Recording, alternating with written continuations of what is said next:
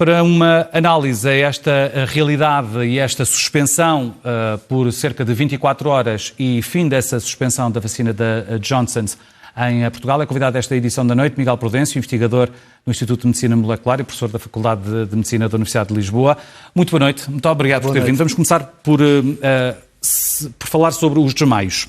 A expressão que é utilizada é uma expressão pela Infarmed, é uma expressão mais específica, mas as pessoas conhecem o evento em si como desmaio.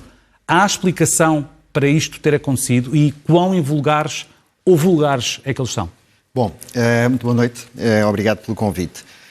Aquilo que foi reportado foi efetivamente um conjunto de pessoas que terão desmaiado, tido uma reação vagal no centro de vacinação após a toma da vacina e não há qualquer indicação de que esses desmaios tenham uma relação direta com a vacina que foi administrada, até porque aquele mesmo lote desta vacina foi administrado noutros centros de vacinação onde não se registaram este tipo de reações. Portanto, aqui o que está em causa está a ser averiguado pelo Infarmed. Evidentemente que as autoridades vão, para cada caso, para cada suspeita que possa acontecer, vão monitorizar e investigar o que é que aconteceu. Neste caso, é muito pouco provável que isto tenha uma relação direta com a vacina, porque aquele mesmo lote foi administrado noutros centros de vacinação. Mas é esquisito, só tenha acontecido em Mafra e não tenha acontecido em outros sítios. Pronto, o que poderia indiciar ou uma questão do manuseamento da vacina, daquele lote da vacina naquele local em concreto, ou pode ser uma coisa tão simples como que estava muito calor e as pessoas reagem diferentemente, inclusivamente este tipo de reações de desmaios que são passageiros e a pessoa recupera imediatamente. Acontece, por exemplo, quando as pessoas dão sangue, há pessoas que têm este tipo de reações em situações perfeitamente comuns. E, portanto, do que nós sabemos até agora, e o mais importante a realçar aqui é que estas ocorrências estão a ser, obviamente, investigadas e o sistema de farmacovigilância funciona de forma a que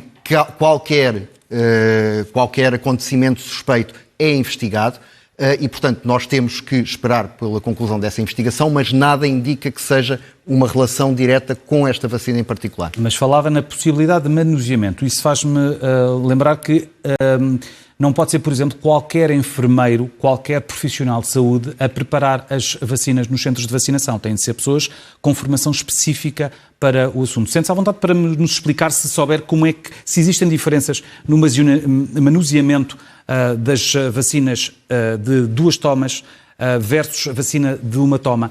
Como é que é feita essa preparação para percebermos se poderá ter estado aí na origem este problema? Percebe? Portanto, eu quando falei na questão do manuseamento é apenas porque estas ocorrências cingiram-se àquele centro de vacinação e pode-se especular, e é uma especulação, que pudesse ter a ver com algo que se passou concretamente naquele centro. Em relação ao manuseamento, o manuseamento destas vacinas é semelhante para as diferentes vacinas, e nomeadamente para a vacina da Janssen e da AstraZeneca, que são 2 vacinas do mesmo tipo, digamos, da mesma classe, vacinas de vetor viral, e esse manuseamento é idêntico para ambas.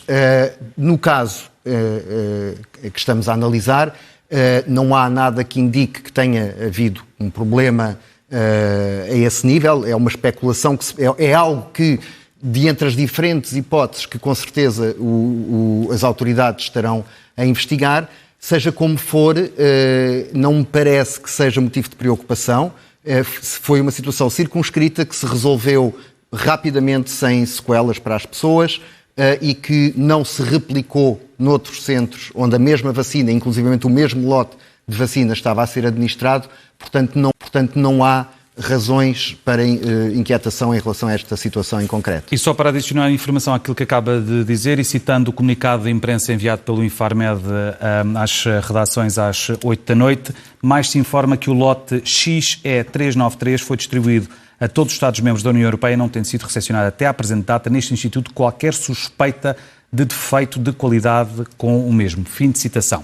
Mudando um pouco de tema, mas continuando a falar da vacina da Johnson, há outras dúvidas, outros receios que muitas pessoas têm, que são naturalmente legítimos, sabendo nós como foram desenvolvidas as vacinas em tempo recorde e sabendo nós que, ou havendo pelo menos muitas pessoas que temem que de alguma maneira estejamos a servir todos, o planeta inteiro, uma espécie de ratinhos de laboratório, por terem sido desenvolvidas tão rapidamente as vacinas. E há a questão da síndrome de Guillain-Barré, que poderá estar ligada à vacina da Johnson. Eu digo Johnson, valendo a pena recordar aos nossos espectadores que o nome Janssen é a marca que é responsável pelo fabrico, mas que faz parte do grupo Johnson. Que doença é esta, este síndrome de Guillain-Barré, e em que circunstâncias, pré-pandemia, é que ela já se manifestava? Esta é uma ocorrência extraordinariamente rara. Em condições normais acontece ao longo de um ano, são esperados 1 a 2 casos por 100 mil habitantes. Isto é, os números relativamente aos Estados Unidos apontam para 1 a 2 casos por 100 mil habitantes ao longo de um ano. E os casos que foram agora reportados também são de extrema raridade. No caso nos Estados Unidos, em 12,8 milhões de doses de vacinas foram identificados cerca de 100 casos, portanto o que dá um caso em 120 mil doses de vacina administrada. E não há nenhuma demonstração, uma vez mais, de uma relação causa-efeito entre a vacina e estas ocorrências. Mas a FDA também diz que os vacinados com a vacina da Johnson têm 3 a 5 vezes mais probabilidades de desenvolver esta síndrome. É verdade, mas não se conhece por que mecanismo é que a vacina poderia induzir este síndrome e, portanto, a relação causal, para ficar inequivocamente estabelecida, era necessário compreender o mecanismo pelo qual uma coisa conduziria à outra. Aquilo que é importante reter é, desde logo, a baixíssima frequência destas ocorrências. É preciso também não esquecer... Estatisticamente irrelevante na prática. É muito, muito baixo. E não esquecer também que este síndrome de Guillain-Barré também pode acontecer em resultado ou estar ligado a infecções virais, como por exemplo a do próprio SARS-CoV-2, e portanto a própria SARS-CoV-2 já observou-se este síndrome em pessoas infectadas com SARS-CoV-2, embora mais uma vez em números muito, muito baixos. E o outro ponto importante é que é um síndrome que, na sua grande maioria, em mais de 80% dos casos, tem uma resolução benigna sem deixar sequelas. E, portanto, o que nós estamos perante, neste caso, é uma ocorrência de extrema raridade, uma ocorrência cuja ligação com a vacina não está estabelecida porque não se sabe que mecanismo poderia conduzir da vacina à ocorrência deste síndrome. E que, portanto, não retira confiança que a população deve ter na vacina. Não retira confiança e está, mais uma vez, vamos ver, há uma coisa que eu acho que é muito importante deixar claro. Todos estes casos de que nós temos falado, e ao longo dos tempos temos falado de vários com diversas vacinas, são a demonstração cabal de que o processo de farmacovigilância está a decorrer exatamente como seria desejável e como seria esperado. Nós, quando fazemos um ensaio clínico de uma vacina em fase 3, que é a última fase de ensaios clínicos, nesse ensaio participam 30, 40 mil pessoas. Quando passamos a administrar aquela vacina a milhões, a centenas de milhões de pessoas, é possível que se detetem ocorrências de extrema raridade, que era impossível serem detectadas quando o universo eram 40 mil pessoas, mas que num universo de milhões podem, sendo muito raras, ser detectadas. E porquê é que é importante termos um processo de farmacovigilância ativo e a funcionar em pleno? Porque é esse processo que vai detectar essas ocorrências e investigar cada uma delas e tirar as conclusões que é necessário tirar daí, eventualmente alterando alguma recomendação. E temos um exemplo que todos ouvimos recentemente, da questão da vacina da AstraZeneca, que em função dessas observações e dessas investigações foi decidido desaconselhar a vacina a pessoas com menos de 60 anos, precisamente porque o processo farmacológico funcionou, aqueles casos foram identificados. Que mulheres a menos de 50 anos não a recebem. E isso leva-me à pergunta, relativamente a isto que o Infarmed anuncia que fez nas últimas 24 horas. Como é que funciona, como é que é feita essa investigação à qualidade de um lote, por exemplo? Aqui há dois níveis de investigação. Há o nível da investigação clínica, perceber o que é que aconteceu clinicamente àquelas pessoas, portanto, tem que se perceber caso a caso o historial clínico, exatamente os contornos da situação que aconteceu e, portanto, há uma análise, digamos, de clínica, sintomatológica da ocorrência e, por outro lado, há uma análise laboratorial,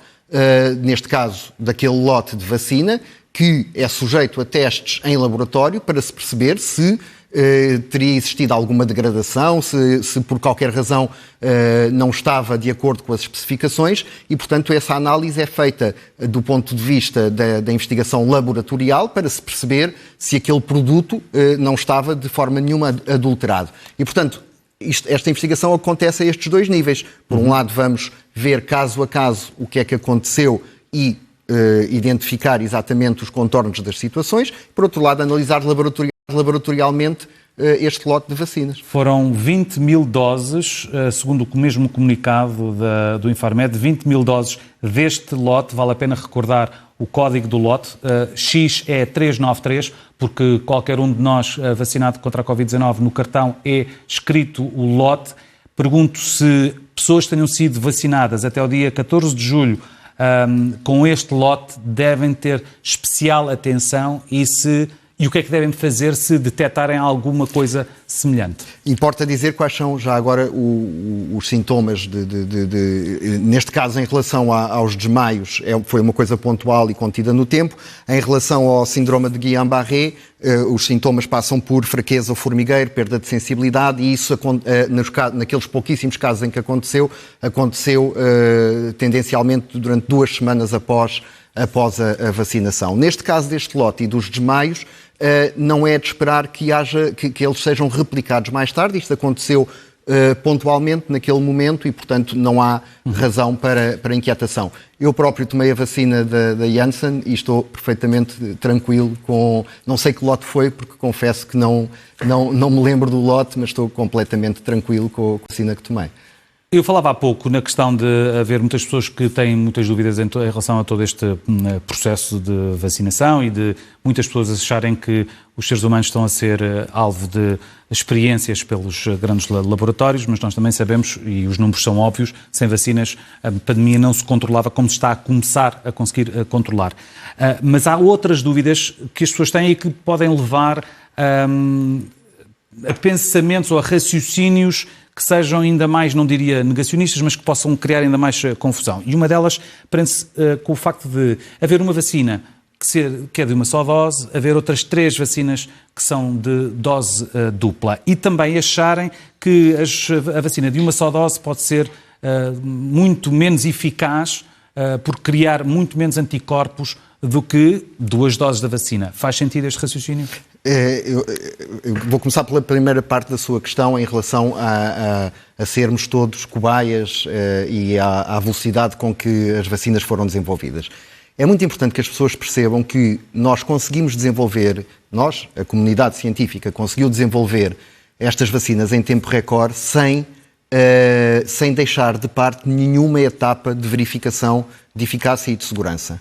Porquê é que se conseguiu fazer isto tão depressa? Por 3 razões, essencialmente. Porque havia uma tecnologia que estava a ser desenvolvida há décadas e que foi aproveitada e utilizada com um sucesso brutal no desenvolvimento destas vacinas, porque havia fundos e recursos praticamente ilimitados para fazer este desenvolvimento e porque, do ponto de vista das agências regulatórias, houve um empenho e um acompanhamento praticamente em tempo real de todo o que estava a acontecer, dos ensaios que estavam a ser realizados, que permitiram acelerar muito um processo que normalmente é burocrático e normalmente demora bastante tempo e que neste caso conseguiu-se cortar nessa burocracia sem cortar na segurança e nas verificações de eficácia. E sobrepondo algumas das fases. Sobrepondo algumas das etapas e desta forma maximizando digamos que o resultado sem pôr em causa a segurança. Portanto, nós não estamos a ser cobaias, nós temos a felicidade de termos tido vacinas com este grau de eficácia e segurança desenvolvidas em tempo recorde e fica absolutamente claro o papel que as vacinas estão a ter quando olhamos para os números de infecções e o reflexo que agora não estão a ter em termos de óbitos, como estavam a ter há uns meses atrás antes da vacinação. E relativamente à questão, muito rapidamente, à segunda parte da questão das doses. Exatamente. Portanto, Os ensaios clínicos foram desenhados para as diferentes vacinas com diferentes esquemas vacinais.